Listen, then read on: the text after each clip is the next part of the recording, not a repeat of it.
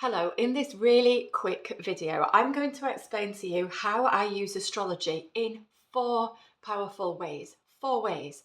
One is in, one is out, one is behind, one is forward. All of those directions, okay? So here's what we do. We do the deep dive in and then we zoom out. We go in, out, and then that's how we know what we're all about. So there's that deep dive inside of us, that deep facilitation of the journey, of the travel into our own self. What is our own self doing here in this lifetime? Who are we? What's your personality? What's your character on a deeper level? What did you come here to do? Be, say, think, be. All of that. It's that deep dive design work inside, understanding yourself on ever increasing layers of depth.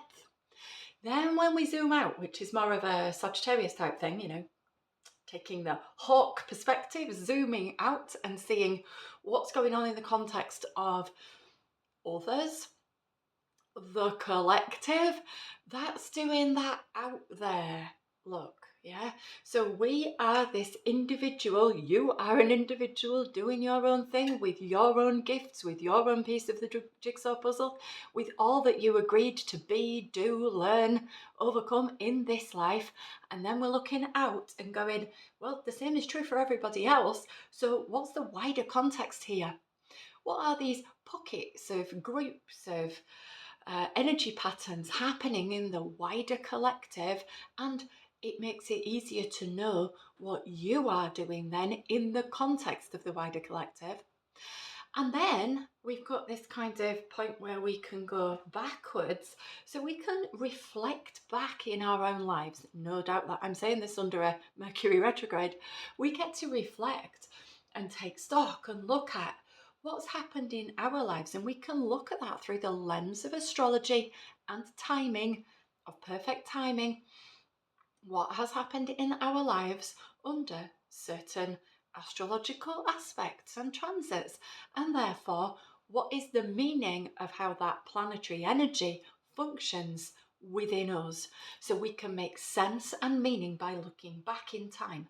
Now, I do this on big layers and levels by looking back in time at what has been happening with humanity. So on bigger patterns, for example, what did we do the last time Pluto was in Aquarius? For example, it was the French Revolution. So what's the message for this time? Don't lose your heads. Okay. When we're moving forwards, we can get to say what's coming up. What can we expect? What's Saturn going to be doing in your chart? What's Jupiter going to be doing? What's Pluto going to be doing? What's Uranus doing?